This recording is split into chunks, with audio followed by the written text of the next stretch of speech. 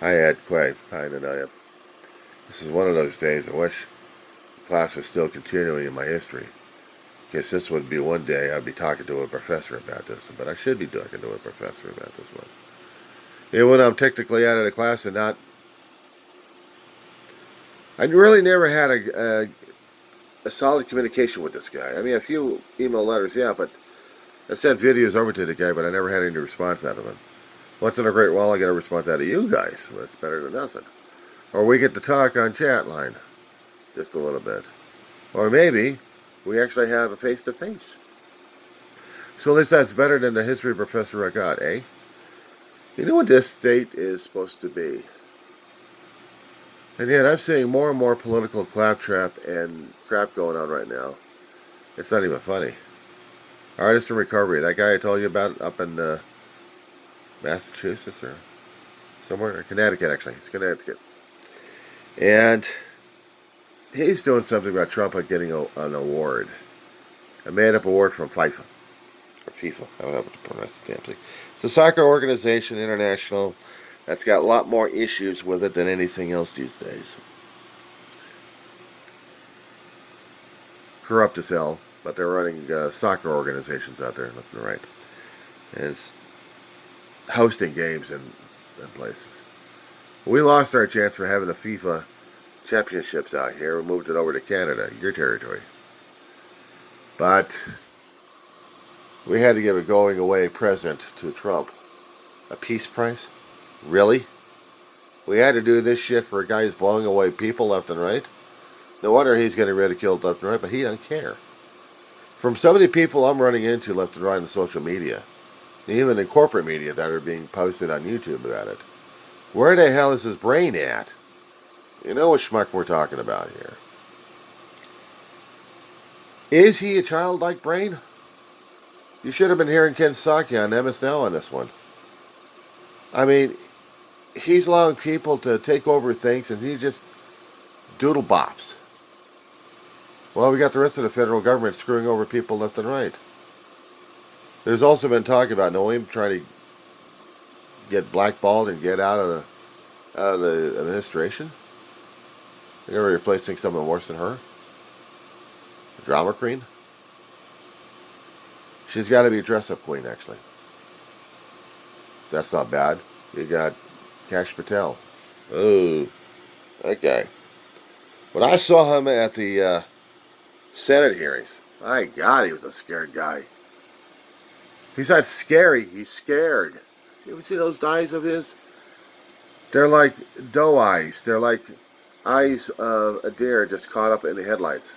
And it's constant. I'm seeing that in his eyes. He looks at someone or looks at something, and it's like, and I'm like, oh my God. How did this asshole get past the Senate? But this is the guy who's trying to woo a kid. What is this asshole in his 40s, and now he's trying to get someone at half his age? He's trying to get a kid. 24-year-old snot-nosed kid. Yeah, she's a raging beauty. Yeah, she's an upcoming singer. He's got his heart. And he's throwing the public money after her. My God, he's desperate for things. I can see it in his eyes and his attitude and his stance, dude. I know I'm afraid of women left and right.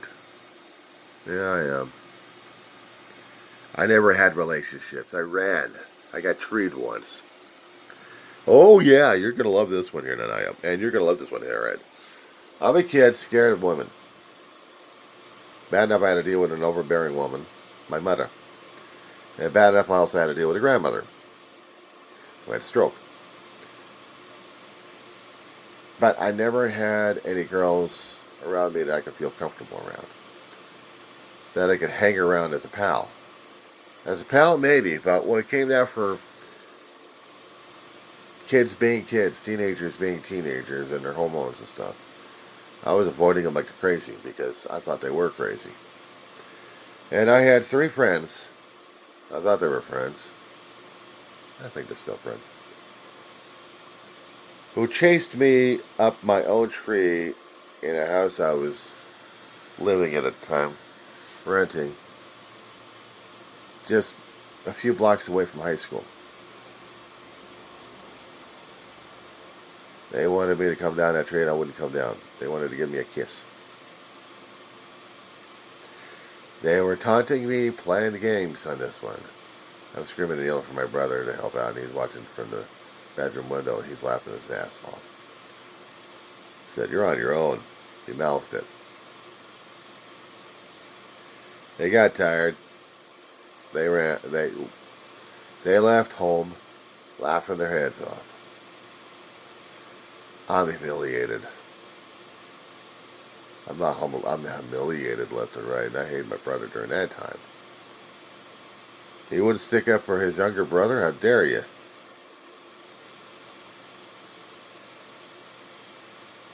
I look back as an adult at this point over here. I'm like, you know, I don't know if I had anything else to say about the matter. Because I was pretty damn scared as a kid. I was scared of my own shadow. I dealt with a hell of a lot of crap in my life, guys.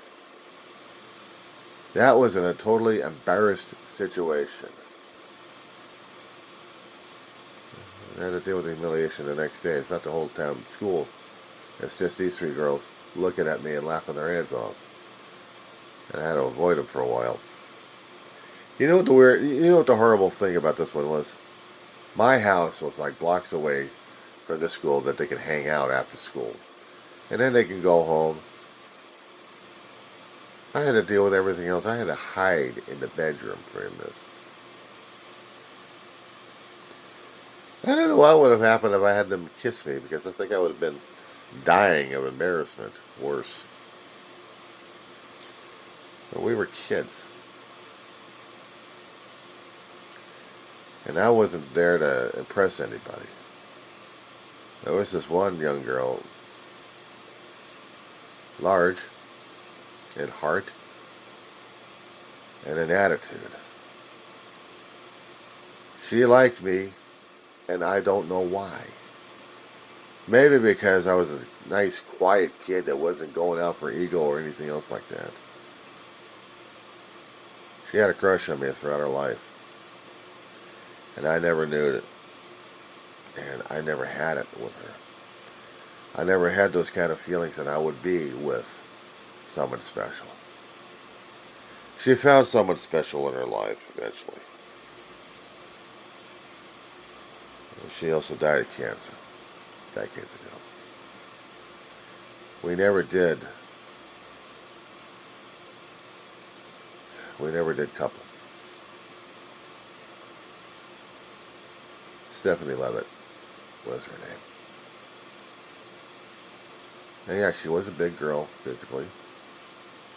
I mean, she was taller than me.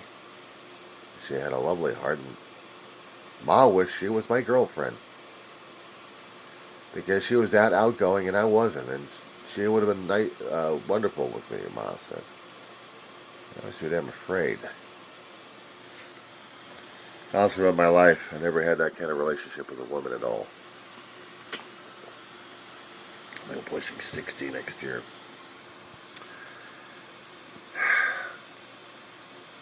It's a hell of a confession to make to you two. Now that's how it is for me.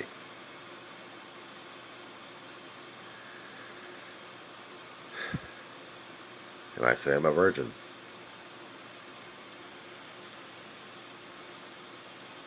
And sometimes I do think about her from time to time. Sometimes the what ifs come. And other times I don't think about her as much. About the other girls who tormented me,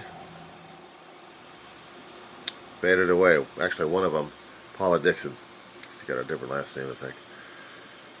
She's grandmother, and she's fighting cancer, and she's going through chemo. Mastectomy time. If you guys can put her on a prayer chain, please. She's fighting hard to stay alive. She's roughly 1 year older than I am. She's had a hell of a life.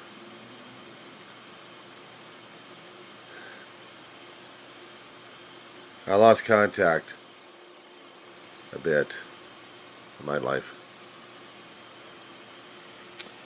Found out she was a lot more political than I thought. Didn't matter. Every time I kept seeing her, I kept seeing the young girl who was very overpowering, and Ma thought I would be great with her. Are you kidding me? She just reminded me of Ma too much. Her opinion mattered more than everybody else's. And she was that much of a strong personality, too. Still is. I still love her as a friend.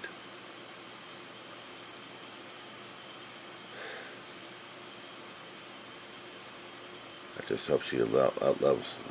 I just hope she outlives me.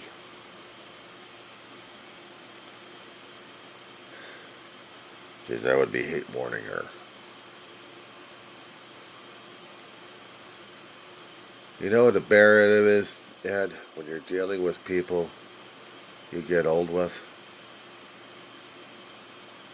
You start losing them left and right, and when you become a solo act, you're the one that's got to carry the memories, the thoughts, the stories, and the feelings. And you have to carry the damn pain of being a survivor. Use this in context here, Ed. Next time you start talking to people in our chats, be reminded of this one. Because our stories have to matter. Our stories have to be told. This also happens to be with the 1941 and 2001 and any other kind of dates that we've had massacres and trauma like this. Ref, it's something we all have to do, be storytellers and the memory vaults. All those veterans, or at least some of them who lived through the 40s, most of civilians and military, they shared stories. I just hope we can read and understand them. I just hope to God I can actually I can send this one over to my former professor. Maybe I should. Because I would tell my professor, Chief Sydenham, of History 116 of Antelope Valley College, when you're dealing with a class next time for your history, really make it a point for these students to tell their stories. If I could take the class again for no credit, I would. Just so I can tell the stories to the students of the things I've witnessed, of the things I've experienced, of the people I came across in my lifetime. And Naya, you guys I don't think have one out in your town. Or maybe somewhere in Canada, maybe. But I know there's been a few places in the United States that we actually had Museum of Tolerances. We've got one out on Sunset or Melrose in Los Angeles. My family went to it. It's like a few years after we had the 1994 riots. No, was it? 92 riots, I'm sorry. And it was well after the 1994 Northridge quake. Well, we saw the exhibit that they had. You talk about having a pit in your stomach there. I saw history. Lived through it. Made me sick to my stomach. And it should. It should, Ed.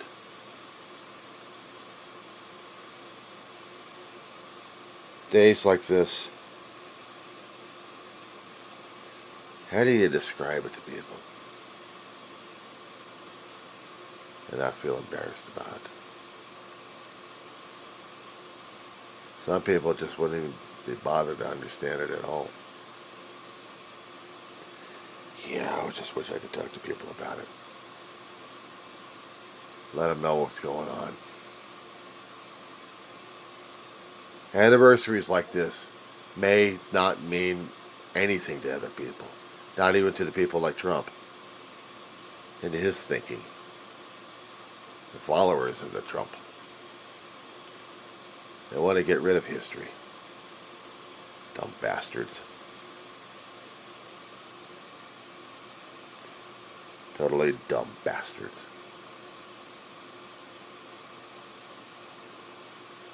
History is what makes us.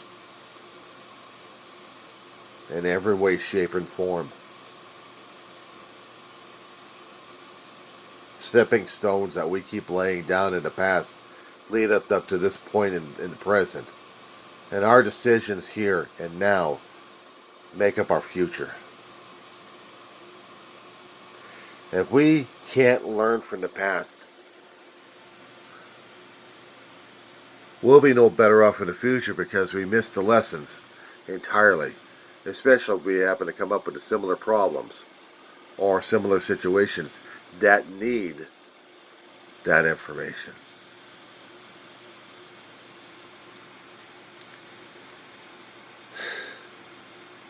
I wish you could quote me on that one there, Ed. Anyway, time to head back to bed, I guess. We'll talk, you two. We'll talk. The Maltese.